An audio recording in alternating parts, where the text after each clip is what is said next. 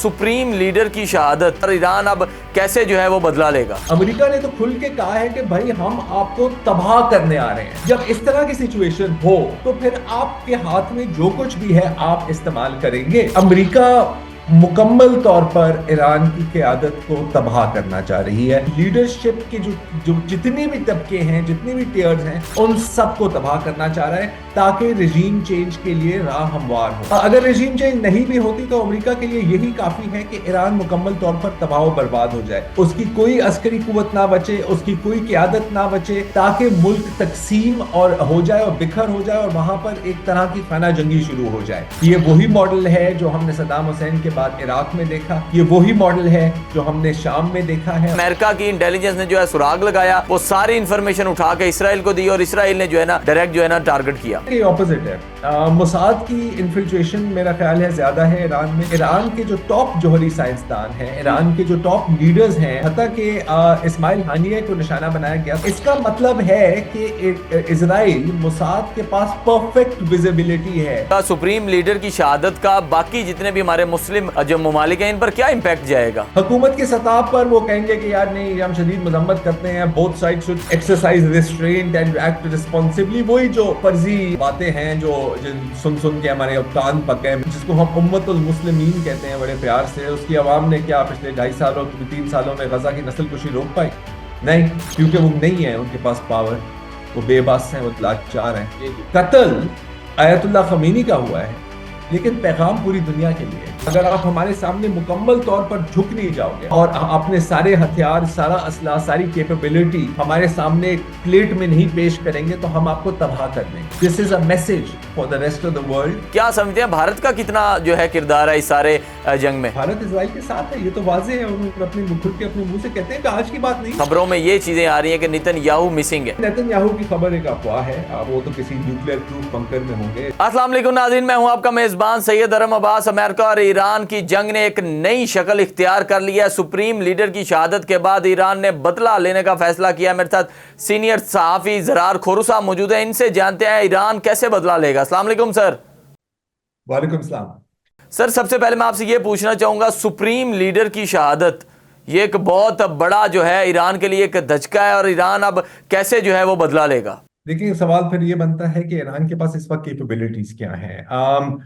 पहले तो आप ये देखें कि ईरान के सामने जो चैलेंज है, वो थ्रेट है, वो क्या है। आयतुल्लाह खमेनी को इस तरह असैसिनेट करना, कत्ल करना, इसका क्या मतलब हो सकता है? इसका सिर्फ एक ही मतलब है, और जो एक वाजे मेरा ख्याल है हमारे बात सामने है, कि अमेरिका मुकम्मल तौर पर ईरान की क़यादत को तबाह करना चाह रही है, फिजिकली कत्ल करना चाह रही है। आप ये बात भी जहन में रखें कि उन्होंने बाकी भी गवर्नमेंट हेडक्वार्टर्स को निशाना बनाया गया है। हत्ता कि उन्होंने जो साबिक सदर है ईरान का, इतलात के मुताबिक अहमदीनेजाद, साबिक सदर अहमदीनेजाद, उनको भी निशाना बनाया। तो आप देख रहे हैं कि सिर्फ सिटिंग गवर्नमेंट ऑफिशियल्स या रिजीम ऑफिशियल्स या स्टेट ऑफिशियल्स को निशाना नहीं बनाया जा रहा, साबिक ऑफिशियल्स को भी बनाया जा रहा है। जिसका मतलब है कि अमेरिका इनकी लीडरशिप के जो जो जितने भी तबके हैं, जितने भी टियर्स हैं, उन सबको तबाह करना चाह रहा है ताकि रिजीम चेंज के लिए राह हमवार हो।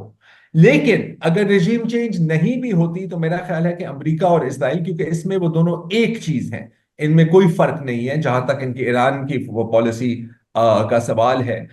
अगर रिजीम चेंज नहीं भी होती तो अमेरिका के लिए यही काफी है कि ईरान मुकम्मल तौर पर तबाह और बर्बाद हो जाए, उसकी कोई अस्करी कुव्वत ना बचे, उसकी कोई क़यादत ना बचे, ताकि मुल्क तकसीम और हो जाए और बिखर हो जाए और वहां पर एक तरह की खाना जंगी शुरू हो जाए, पावर स्ट्रगल हो जाए, पावर वैक्यूम हो जाए। ये 100% वही मॉडल है जो हमने मोहम्मद गद्दाफी के बाद लिबिया में देखा, ये वही मॉडल है जो हमने सद्दाम हुसैन के बाद इराक में देखा, ये वही मॉडल है जो हमने शाम में देखा है और कुछ हद तक लेबनान में देखा है। फर्क सिर्फ इतना है कि अब वो ईरान पर इंप्लीमेंट हो रहा है। जी सर, मैं यहाँ से आपको एक और चीज़ जो है ना आपसे ये जानना चाहूँगा, सुप्रीम लीडर की शहादत, उनका बेटा, उनकी बेटी, बहू, दामाद, ये सबको जो है ना इसराइल ने नहीं छोड़ा, क्योंकि असल बात ये सबसे सामने आती है, अमेरिका की इंटेलिजेंस ने जो है सुराग लगाया, वो सारी इंफॉर्मेशन उठा के इसराइल को दी और इसराइल ने जो है ना डायरेक्ट जो है ना टारगेट किया। नहीं, मेरा ख्याल है कि ऑपोजिट है। मोसाद की इन्फिल्ट्रेशन मेरा ख्याल है ज्यादा है ईरान में। बनिस्बत सीआईए की इन्फिल्ट्रेशन। अब जाहिर है कि देखें, हमारे पास कोई एग्जैक्ट अदाद शुमार तो नहीं है, लेकिन जो मुख्तलिफ वाकयात हुए हैं तेहरान में, मैं सिर्फ इस जंग की बात नहीं कर रहा, मैं पिछली जंग की भी बात कर रहा हूं और उससे पहले की भी बात कर रहा हूं, तो आपने देखा है कि ईरान के जो टॉप जौहरी साइंसदान हैं, जी जी। ईरान के जो टॉप लीडर्स हैं, उनको भी निशाना बनाया गया। हत्ता कि इस्माइल हानिये को निशाना बनाया गया था जब वो तेहरान में थे। बिल्कुल अब बिल्कुल। इसका मतलब है कि इजराइल मोसाद के पास परफेक्ट विजिबिलिटी है कि ईरान की क़यादत कब कहां होती है और क्या कर रही होती है। शायद ईरान की अपनी इंटेलिजेंस एजेंसीज को नहीं पता उनकी अपनी क़यादत के बारे में इतना जितना मोसाद को पता है। We have seen this repeated time and again. हमने एक और पैटर्न भी हमारे सामने नजर आया है, जब फॉर एग्जाम्पल पहले जब हमास के साथ मुज़ाकरात हो रहे थे तो मुज़ाकरात चल रहे थे और उन्होंने बमबारी भी शुरू कर दी, क्योंकि इनको पता था कि ये लोग कहाँ थे। यहां जिनीवा में मुज़ाकरात चल रहे हैं, वहां पर बमबारी हो रही है। अच्छा, क्यों? क्योंकि उनको पता है कि जब जो भी जिनीवा में पेशकश की जाएगी ईरानियन साइड को वो जाकर अब जाहिर है अपनी ईरान की क्यादत जाकर फिर उसको डिस्कस और डिबेट करेगी। और ये बात फोन पर नहीं होगी, ये बात इलेक्ट्रॉनिकली नहीं होगी, क्योंकि ये चीजें इंटरसेप्ट हो सकती हैं। ये फेस टू फेस मीटिंग थी, उस फेस टू फेस मीटिंग को भी निशाना बनाया गया है। बिल्कुल। तो आप देख सकते हैं ना सिर्फ इन्फिल्ट्रेशन, लेकिन मुकम्मल मुनाफकत। आई एम सॉरी टू से, और कोई अल्फाज है नहीं मेरे पास इसको डिस्क्राइब करने के लिए। और इससे फिर जाहिर है कि देखें, अमेरिका की क्रेडिबिलिटी तो वैसे ही नहीं है, कोई अमेरिका की बातों को मान सकता नहीं है। लेकिन दुनिया को क्या मैसेज जाता है कि अब एक जानिब आप कह रहे हैं कि नहीं नहीं, हमारी तो बातचीत चल रही है, और फिर आप उस बातचीत को एक ढाल बनाकर, एक मुज़ाकरात के ढोंग को रजाकर फिर आप जाकर अटैक करते हैं, और वो भी इतनी शिद्दत का। आपका जो पहला सवाल था कि ईरान बदला कैसे लेगा, जी जी जी। अब बहुत अच्छा सवाल है। मेरे पास मुकम्मल जवाब नहीं है इसका। लेकिन अगर आप इस वक्त देखें जो पैटर्न ऑफ रिटेलिएशन, मैं अटैक नहीं कहूंगा, रिटेलिएशन जो हम ईरान की तरफ से देख रहे हैं, वो जी मुत्तहिदा अरब अमीरात को निशाना बना रहे हैं। जो बिल्कुल। वो सारे जो अमीर गल्फ खलीजी रियासतें हैं, और बहरीन को भी निशाना सर मैं बनाया यहाँ गया पर है एक और शायद। चीज़ ऐड कर दूंगा। आपने यूएई की बात की, जो वहाँ के जो सदर हैं उन्होंने ईरान को मुखातिब होकर ये चीज़ कही है कि आपकी जो जंग है वो आपके पड़ोसियों के साथ नहीं है।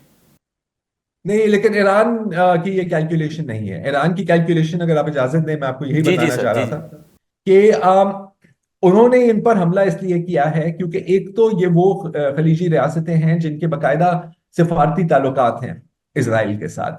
यूएई के भी हैं, बहरीन के भी हैं, हम जानते हैं मोरक्को के भी हैं, लेकिन मोरक्को क्योंकि काफी दूर है, उनको निशाना नहीं बनाया गया।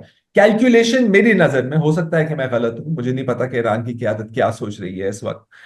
कैलकुलेशन मेरी नजर में यह है कि आप मैक्सिमम प्रेशर इन इन रियासतों पर डालें, क्योंकि इन रियासतों की अट्रैक्शन क्या है कि जी हम सेफ हैं, हम सिक्योर हैं। जितने भी लोग यूएई में होते हैं, दुबई में होते हैं, पहले वो क्या कहते हैं कि यार बड़ा अमन है, बड़ा अमन है। बिल्कुल। तो अगर हम उस अमन को तबाह कर सकें, अगर हम उनके फाइनेंशियल सेंटर्स और उनकी जो फाइनेंशियल नर्व सेंटर्स हैं उनको टारगेट किया जाए, तो फिर शायद इन पर प्रेशर पड़ेगा, और ये फिर अमेरिका पर प्रेशर डालेंगे कि यार ये जंग रोक लें। जाहिर है कि ये एक डेस्परेट स्ट्रेटजी है, एक लास्ट डिट स्ट्रेटजी है।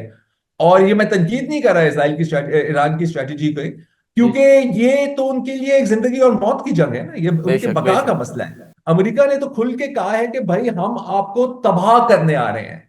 जब इस तरह की सिचुएशन हो, तो फिर आपके हाथ में जो कुछ भी है आप इस्तेमाल करेंगे। सो ईरान की कैलकुलेशन ये है, हो सकता है कि वो बैकफायर करे, लेकिन मेरा नहीं ख्याल कि उनकी कैलकुलेशन बदलने वाली है। जी।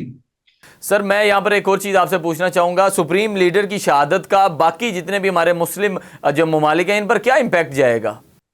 देखें, जहां शिया आबादी है, जिन ममालिक में शिया आबादी है, वहां पर तो आप अभी से ही देख रहे हैं कि मुजाहरे हो रहे हैं। हमने इराक में, जहां पर एक बहुत वाज़ेह शिया पॉपुलेशन है, वहां पर भी हमने प्रोटेस्ट देखे हैं। बहरीन का इस वक्त मुझे नहीं पता, लेकिन बाकी मुसलमान ममालिक, मेरा ख्याल है कि ज्यादा से ज्यादा अब हुकूमत की सतह पर या अवाम की सतह पर, हुकूमत की सतह पर वो कहेंगे कि यार नहीं, हम शदीद मजम्मत करते हैं, both side should exercise restraint and act responsibly. वही जो फर्जी बातें हैं जो जिन सुन सुन के हमारे अब कान पक गए, मेरे तो कान पक गए, मेरे तो सुन सुन के बाल सफेद हो गए हैं, आपके भी हो जाएंगे अनकरीब। और जहां तक अवाम की बात है जी, तो अवाम क्या करेगी? मुस्लिम जिसको हम उम्मतुल मुस्लिमीन कहते हैं बड़े प्यार से, उसकी आवाम ने क्या पिछले 2.5 सालों 3 सालों में गजा की नस्लकुशी रोक पाई? नहीं, क्योंकि वो नहीं है उनके पास पावर। वो बेबस हैं, वो लाचार हैं, और we can not affect any change unfortunately. यही तो हमने देखा है। तो क्या होगा? आई थिंक कि एक चीज हमें हमेशा जहन में रखनी चाहिए कि हमला ईरान पर है, जी जी। कत्ल आयतुल्लाह खमीनी का हुआ है, लेकिन पैगाम पूरी दुनिया के लिए है जी, कि if you are not with us क्या, अगर आप हमारे सामने मुकम्मल तौर पर झुक नहीं जाओगे, अगर आप हमारे कदमों को छुओगे, हमारे पैरों को छुओगे नहीं, और अपने सारे हथियार, सारा असला, सारी कैपेबिलिटी हमारे सामने एक प्लेट में नहीं पेश करेंगे, तो हम आपको तबाह कर देंगे। This is a message for the rest of the world, और उन सब ममालिक के लिए जो गलती से सोच भी रहे हो कि वो अमेरिकन और इजरायली एजेंडा की मुखालफत करें। जी।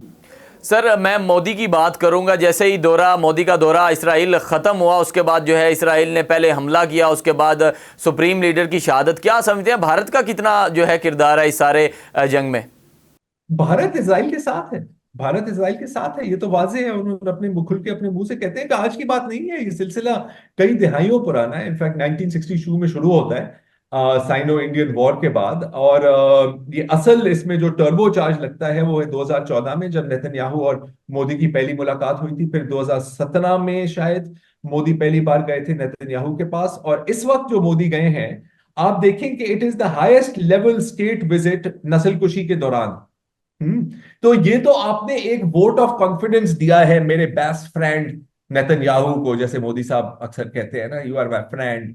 तो वहां पर यही हुआ है, वो गया अपने फादरलैंड, अपने मदरलैंड लेके, right. This is a complete alliance, और इसमें सिर्फ भारत और इसराइल शामिल नहीं है। इसमें बकौल नेतन्याहू, मैं नहीं कह रहा, मेरे मुंह में खाक, मैं कौन होता हूं कहने वाला, नेतन्याहू खुद कह रहा है कि इसमें यूनान भी शामिल होगा, साइप्रस भी शामिल होगा, कुछ अरब ममालिक भी शामिल होंगे, कुछ अफ्रीकी ममालिक भी शामिल होंगे, जिसका मतलब शायद इथियोपिया और सोमाली लैंड है। जी जी। आम तो देखें, मैं तो हैरान हूं एक्चुअली कि ईरान ने इनको पहचाना नहीं। बिल्कुल। आपने, ईरान की क्यादत ने, ईरान के हुक्मरानों ने एक इंतहाई सेल्फ डिस्ट्रक्टिव और शॉर्ट साइटेड फॉरेन पॉलिसी अपनाई थी। मुझे कहने में बिल्कुल कोई झिझक नहीं महसूस हो रही। उन्होंने बाकायदा भारत को अपनी गोद में बिठाया, चाबहार पोर्ट लॉन्च किया, जिसका मकसद था कि आप पाकिस्तान के पोर्ट्स को बाईपास करें। कुलभूषण यादव कहाँ बेस्ड था? कुलभूषण यादव ईरान में बेस्ड था।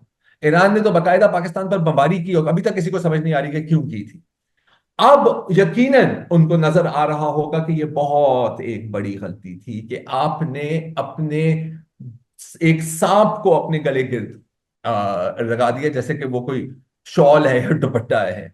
आई am sure they are regretting it. अभी मैं ईरान के वजीर खारजा, ये कल परसों की बात है, मोदी के दौरे के बाद, उनसे एक रिपोर्टर ने पूछा, इंडिया टुडे के रिपोर्टर ने पूछा कि जी आप कैसे देख रहे हैं? तो जाहिर है कि आप उनकी शक्ल देखें तो उदासी थी उनके चेहरे के ऊपर, एक शौक भी थी कि जी, जाहिर है कि इट इज वेरी अनफॉर्चुनेट, ऐसा नहीं होना चाहिए था। तो आपने देखा है कि भारत हस्बे मामूल ने एक छुरी छुरी क्या बल्कि तलवार घोंप दी है ईरान की पीठ में। एंड आई थिंक कि Iranian leadership should have known better, they should have known better, कि जो मतलब आपके सगे दुश्मन का यार है, क्या वो आपका दोस्त हो सकता है? दोस्त क्या, मैं जानता हूं कि बैन अल-अक़वामी ताल्लुकात में दोस्ती दुश्मनी एक अजीब सी अल्फाज हैं इस्तेमाल करने के लिए। बात होती है मफाद की, मफादात की। तो क्या जो मुल्क आपकी नंबर वन दुश्मन का एलाय है, इत्तेहादी है, क्या वो आपका इत्तेहादी बन सकता है? कभी भी नहीं। नहीं। मुझे अभी तक समझ नहीं आ रही कि ईरानियन हुकूमत से इतनी बड़ी गलती कैसे हो पाई। जी। सर मैं आपसे एक और चीज़ जानना चाहूँगा। ख़बरें अभी आ रही हैं कि ईरान ने इसराइल तल अवीव पर शदीद तरीन हमले कर दिए हैं, और इसके नतीजे में नेतन्याहू का जो है वो जो है कह रहे हैं कि ख़बरों में ये चीज़ें आ रही हैं कि नेतन्याहू मिसिंग है। और जो है इसराइल की हुकूमत ने अपनी आवाम को ये चीज़ कही है कि कोई भी पिक्चर नहीं लेगा, कोई वीडियो नहीं बनाएगा, सोशल मीडिया पर पोस्ट नहीं करेगा जब तक नेतन्याहू का पता नहीं चल जाता। देखिए, नेतन्याहू की खबर एक अफवाह है। आप वो इतने पागल नहीं है कि वो कोई अपनी पेंट हाउस अपार्टमेंट में बैठे होंगे। उनको अच्छी तरह से पता था कि ये होना है वो तो किसी न्यूक्लियर प्रूफ बंकर में होंगे इस वक्त, इस बात को आप छोड़ दें। हाँ, ये बात सही है कि वहां पर कंप्लीट मीडिया सेंसरशिप है, कंप्लीट वॉर टाइम सेंसरशिप है। बिल्कुल जैसे कि जब 12 दिन की जंग हुई थी इसराइल और ईरान के बीच, उस वक्त भी मीडिया सेंसरशिप थी, क्योंकि वो दिखाना नहीं चाह रहे कि उनका कितना नुकसान हुआ। यकीनन उनका काफी नुकसान हुआ होगा, लेकिन ये नेतन्याहू की खबर को मैं सीरियसली नहीं ले रहा इस वक्त। जी सर, मैं आपसे आखिरी बात जो है ना ये पूछना चाहूँगा, जैसा कि आपने ऑलरेडी हमें बताया है कि ईरान की जितनी भी अहम शख्सियत हैं वो तो ऑलमोस्ट शहीद होती जा रही हैं। क्या अब ईरान दोबारा से स्टेबल होने में उसको कितना एक वक्त लगेगा? जी, पहले तो जंग खत्म होने दे, देखते हैं कि ईरान का हाल क्या होता है, तो फिर आप ये सवाल का जवाब दे सकेंगे। इस वक्त तो बहुत ही कम वक्त है। इस वक्त जो सर जिन्होंने कह लें कि लीडरशिप है या जानशीनी जो सुप्रीम लीडर की जगह पर आएंगे, वो अपना क्या किरदार अदा करेंगे, या फिर जो सिपा सलार के तौर पर बढ़ चढ़ कर सामने आएंगे वो क्या किरदार अदा करेंगे, या फिर उनको संभलते हुए भी काफ़ी टाइम लग जाएगा? जी बिल्कुल, ऑब्वियसली ऑब्वियसली, लेकिन देखिए जाहिर है, आई मीन जाहिर नहीं है, उम्मीद है कि ईरान ने इसकी कोई फॉरवर्ड प्लानिंग तो की होगी ना। अगर आप देखें जो जंग से पहले जो उनकी तरफ से जो खबरें आ रही थी या जो बयानात आ रहे थे, वो ये था कि हमने अब मॉडल अपना डिसेंट्रलाइज कर दिया है। हर सूबाई वहां पर गवर्नर होते हैं, यहाँ पर चीफ मिनिस्टर होते हैं। हर सूबाई गवर्नर को यह इख्तियार दिया गया है कि आप अपने फैसले ले सकते हैं। मतलब कि अगर आला क़यादत के साथ आपके ताल्लुकात कट जाए, आपका राब्ता मुंतकिल हो जाए, तो वो फिर भी ऑपरेट कर सकें। डिसेंट्रलाइज मॉडल लिया है, आई एम श्योर कि सक्सेशन प्लानिंग भी की होगी। देखें, जो भी है इस रेजीम से वो सरेंडर नहीं कर सकेगा, बिकॉज सरेंडर का मतलब है मौत, सरेंडर बिल्कुल। का मतलब है सुइसाइड। क्योंकि आज, पहले वो बात करते थे कि जी जौहरी हथियार नहीं होने चाहिए, उन्होंने कहा कि सही है नहीं होंगे, फिर उन्होंने कहा कि मिसाइल नहीं होने चाहिए। अब अगर आप इनकी हर बात मानने लगे तो फिर वो कहेंगे कि यार आप सांस क्यों ले रहे हैं, आपको सांस भी नहीं लेना चाहिए। यू सी, तो this is not a strategy for negotiation, this is a strategy for destruction and elimination. और मेरा ख्याल है कि ईरान की रजीम ये बात जानती है। अब सवाल ये बनता है कि कब तक वो इसको सस्टेन कर पाएंगे, ये सवाल है। इस वक्त हमारे पास इसका जवाब नहीं है। जी बहुत शुक्रिया सर। मेरे साथ सीनियर सहाफ़ी ज़रार साहब मौजूद थे, तफसीली गुफ्तगू रही इनके साथ। अब ईरान आगे क्या करेगा, क्योंकि मेन अहम शख्सियत जितनी भी ईरान की हैं वो शहीद हो चुकी हैं। अब आने वाली जो लीडरशिप होगी वो क्या इकदामात करेगी, किस तरह जो है सुपर पावर अमेरिका का मुकाबला किया जाएगा। इसराइल पर अभी भी बमबारी जो है वो जारी है ईरान की जानब से। आने वाला वक्त इंतहाई अहम है। अपने होस्ट को दीजिए इजाज़त। अल्लाह हाफिज़।